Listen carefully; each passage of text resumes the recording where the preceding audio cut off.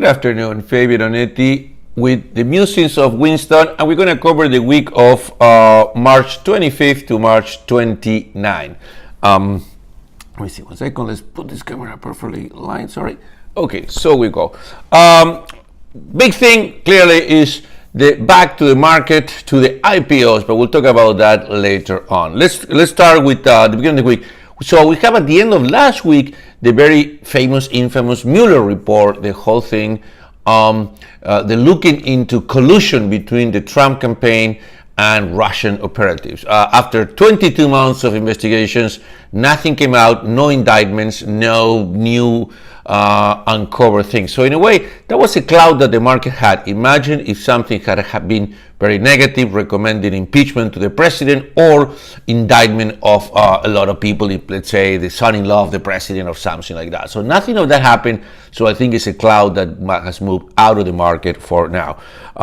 Moving to China, over the end we had of the week, we had like apparently very big progress, and in that one we need to follow the Southern China Morning Post.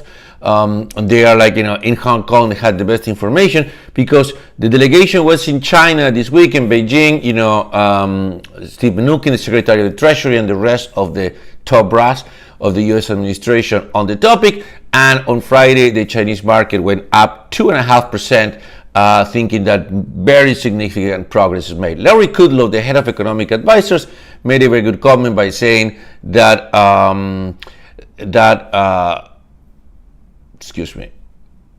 that is not an issue of time, it's an issue of policy. So we don't worry about tomorrow or delaying it. At the end, the U.S. president can put more sanctions or less or tariffs. But he says, we're going to get it right, we're going to get it done the way that is clearly, he said, for the American people, but for both parties agree on a very deep deal. So that was a very positive thing. Changing gears, Apple made big announcements, and this is geared to monetize the 1.2 billion of telephones that are in use. So clearly a very significant deal. Remember, Apple sells about 60 to 70 million phones every year, and then there is a 1.2 billion. So huge ecosystems if you had to add the iPads, the Macs, and everything like that. So they announced a battery of service to start monetizing more. Streaming movies, names like Steven Spielberg and Oprah Winfrey, it looks like they're involved. A gaming platform like Google, everybody's trying to capitalize in an upcoming 5G super fast internet to deliver the play just into your phone or your computer. Apple News, which is basically a system that for $9.99 you can subscribe to over 300 magazines and newspapers and a credit card. Not a lot of details, but the few things that the experts know think is very positive for the stock, because clearly more and more monetizing that ecosystem that today is like $10 billion in revenue out of over $200 billion of revenue. So very small business, albeit growing at 30-40% per annum, very positive, and the firm focusing in doing more and more of that. There was a lot of volatility in emerging markets. Again, we had the usual suspects: Turkish lira first, Argentine peso later, and a little bit behind Brazilian real. In Turkey, we had elections on this Sunday. Volatility. The overnight rates went to 1,300%, and at the end, the lira still fall like 5-6%. In Argentina, similar story. In which we are getting closer to the elections. The pre-primaries issues is, coming to the surface. The economy is still not recovering, although there are some signs: record harvest, steel and concrete picking up, but still the economy is suffering. So another, investors were, unhappy and lost patience. And in Brazil, we're getting into the huge discussion of the pension fund reform this month of April. A lot of opinions. We think that it's going to be done at the end, and this is key for the investors. This is what investors have been voting on with Bolsonaro.